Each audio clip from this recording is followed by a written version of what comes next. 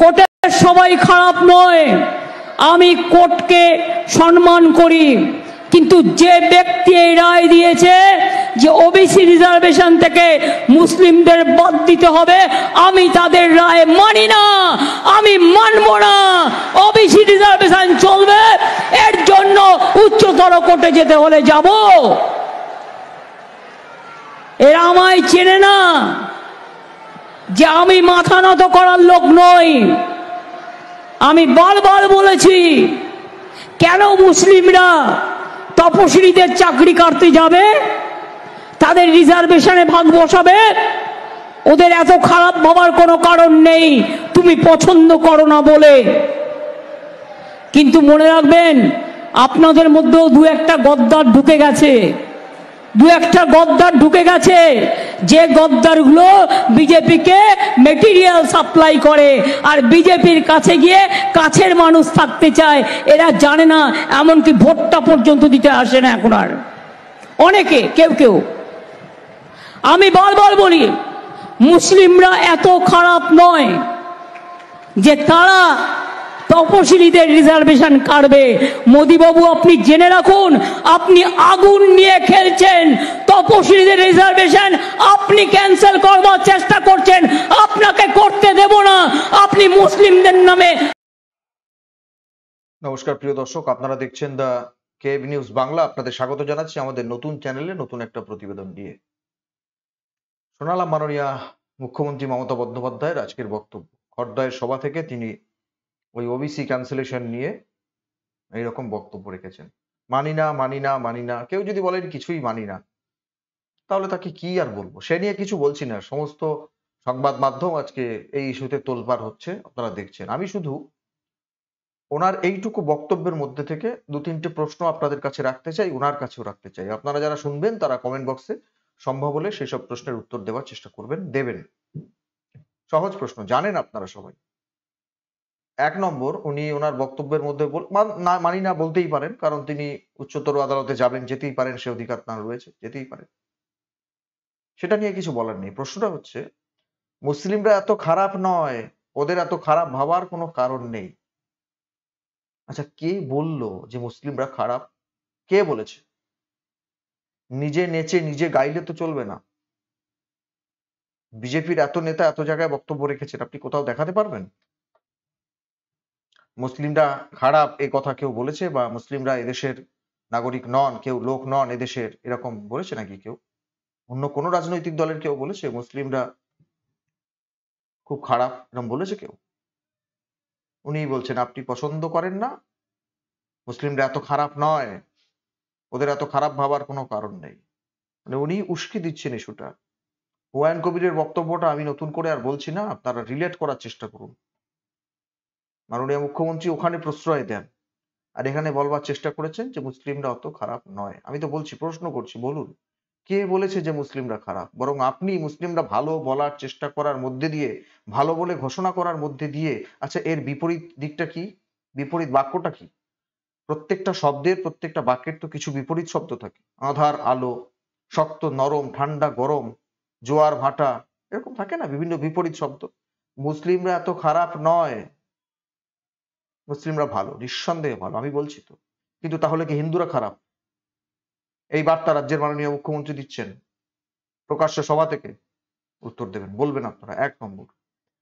আচ্ছা, আমি বুঝতে পারলাম না, উনি যে অংশটাতে বললেন যে আপনাদের মধ্যেও আজকাল দু একটা গদ্দার ঢুকে গেছে, যারা আপনাদের মধ্যে থেকে বিজেপির কে ম্যাটেরিয়াল সাপ্লাই করছে, মানে কারা, কাদের কথা বলতে চাইলেন? মুসলিম সম্প্রদায়ের মানুষ কেউ বিজেপি করতে পারবেন না? তাহলে তাকে গদ্দার শুনতে হবে কেন? মুসলিমদের কি দাসখত দেওয়া আছে নাকি যে সবাইকে তৃণমূল কংগ্রেস করতে হবে, রাজ্যের শাসক দলে নাম লেখাতে হবে? তাই আছে নাকি? উনি যদি সংখ্যালঘু সম্প্রদায়ের মানুষকে ইঙ্গিত করে বলার চেষ্টা করেন যে আপনাদের মধ্যে দু একটা গদ্দার ঢুকে গেছে যারা বিজেপিকে ম্যাটেরিয়াল সাপ্লাই করছে, তীব্র প্রতিবাদ থাকলো আমার তরফ থেকে। মুসলিম সম্প্রদায়ের মানুষ, আমার ভাইরা যারা দেখবেন, তারা বলবেন তো এই কথাটা শুনতে কেমন লাগলো, প্রতিবাদ করবেন তো আপনারা। উনি এ কথা বলার কে যে কয়েকজন গদ্দার ঢুকে গেছে? কেন কেউ রাজনৈতিক দল হিসেবে যদি বিজেপিকে বেছে নেয়, বিজেপি কি শুধু হিন্দুদের দল? এরকম ব্যাপার আছে নাকি? কেউ যদি বিজেপিকে বেছে নেয় তাহলে তাকে গদ্দার শুনতে হবে? সবচেয়ে বড় গদ্দার কে? শুভেন্দু অধিকারী কাকে বলেন? আপনারা বলবেন। আচ্ছা, আরেকটা প্রশ্ন আমি তুলবো, সেটা হচ্ছে যে মুসলিমরা এত খারাপ নয়, উনি বলছেন, ঠিকই বলছেন, আমিও বলছি মুসলিমরা ভালো। ওদের দুধেল গাই কে বলেছিল? দুধেল গাইদের লাথি খাওয়া ভালো, যারা দুধ দেয় যে গরু তার লাথি খাওয়া ভালো, কে বলেছিল? কে বলেছিল? উনি বলেছিলেন সাংবাদিক বৈঠক থেকে। তা আপনি যদি আজকে বলেন যে মুসলিমরা এত খারাপ নয়, ওদের খারাপ ভাবার কিছু নেই, কে বলেছে খারাপ? আপনিই তো নাচছেন, আপনিই গাইছেন, আপনিই সব বলে উস্কে দেওয়ার চেষ্টা করছেন, উস্কানি দেবার চেষ্টা করছেন। আমি তো বললাম এর বিপরীত শব্দটা কি? তার মানে মুসলিমরা খারাপ নন, তারা ভালো, হিন্দুরা খারাপ। এটা বিপরীত শব্দ, এটা বলতে চান? মেটেরিয়াল সাপ্লাইয়ের ব্যাপারটা আমি আপনাদের বললাম। আর এই যেটা বাতিল হয়েছে এইটা নিয়ে তো বিভিন্ন জায়গায় আলোচনা হচ্ছে, এটা নিয়ে এখানে নতুন করে আর বক্তব্য বাড়িয়ে কিছু করব না। এত এত মানুষকে বিপদে যিনি ফেললেন, তিনি আজকে তাদের মাসিহা হয়ে যদি তাদের পাশে দাঁড়িয়ে লম্বা চওড়া বক্তব্য রাখতে চান এবং বলতে চান যে আমি আপনাদের রক্ষা করবো, এই রায় আমি মানি না, ওই 26,000 চাকরি চলে গেছিল, সুপ্রিম কোর্টে গিয়েছি, কি হয়েছে সুপ্রিম কোর্টে গিয়ে? একটা অন্তর্বর্তী স্থগিতাদেশ আছে, সব কথা সেদিন শোনা যায়নি, পরবর্তী 16ই জুলাই সেদিন শুনানি হবে, সেদিন দেখা যাবে কি হয়। আপনি জিতে গেছেন নাকি ওখানে? এটাও যা ভাবভঙ্গিমা, তিনি উচ্চতর আদালতে যাবেন, যেটা বলবার চেষ্টা করছেন। সবকিছু অনিয়ম করবেন, সবকিছু বেনিয়ম করে সব ঘেঁটে ঘ করে দেবার চেষ্টা করবেন, আর সবকিছুতেই সাম্প্রদায়িক তাস খেলার চেষ্টা করবেন, সবকিছুতেই সাম্প্রদায়িক তাস খেলার চেষ্টা করবেন। হুমায়ুন কবিরের বক্তব্যটা তো প্রতিবাদ করতে পারেননি, শাসন করতে পারেননি তো তাকে। রামকৃষ্ণ মিশনের ঘটনায়, ভারত সেবাশ্রমের ঘটনায়, ইসকনের ঘটনায় আপনার আসল মুখ, মানে মুখোশ আর কি, খসে পড়ে গেছে, পরিষ্কার হয়ে গেছে রাজ্যের মানুষের কাছে, দেশের মানুষের কাছে কি আপনি চান। এইরকম বক্তব্য রাখছেন মুসলিমরা এত খারাপ নয়, কে বলেছে খারাপ? আমি তো বলছি কেন খারাপ হতে যাবে? ভারতবর্ষের মানুষ, রবীন্দ্র নজরুল, এক বৃন্তে দুটি কুসুম, হিন্দু মুসলমান, মুসলিম তার নয়নমণি, হিন্দু তাহার প্রাণ। আপনি বলেন বিভিন্ন জায়গায় ভুলভাল বলেন, নিজের মতো বানিয়ে বলার চেষ্টা করেন। আজকেও শুনেছি কয়েকটা ছড়া বলবার চেষ্টা করেছেন, ওই রবি ঠাকুরের দু একটা ছড়া, তার মধ্যে নিজের দুটো লাইন। এই করে মুসলিম সমাজের কল্যাণ আপনি করতে পারেননি, তাদের ব্যবহার করেছেন, সত্যি সত্যি কোট আনকোট তাদের দুধেল গাই হিসেবে ব্যবহার করেছেন। তাদের যদি সত্যি সত্যি কল্যাণ করতেন, আজকে এত বড় সর্বনাশের মুখে এসে তাদের দাঁড়াতে হতো না, দাঁড়াতে হতো না। শিক্ষা নেবেন না গলাবাজি করে যাবেন?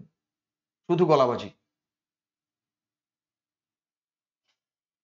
আদালতে যান, অসুবিধা কিছু নেই, কিন্তু বেআইনি কাজ যে করেছেন এতে কোনো সন্দেহ নেই।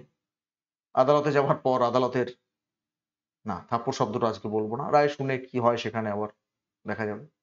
তবে এত মানুষের সর্বনাশ যিনি করলেন, যে দল করলো, যে সরকার করলো, তাদের যাবার দিন কি ঘনিয়ে আসছে? আপনারা বলবেন। যে কতগুলো প্রশ্ন আপনাদের কাছে রাখলাম, তারা উত্তর দেওয়ার চেষ্টা করবেন। দেখতে থাকবেন আমাদের প্রত্যেকটা প্রতিবেদন। দেখা হবে পরের প্রতিবেদন নিয়ে খুব তাড়াতাড়ি। ধন্যবাদ।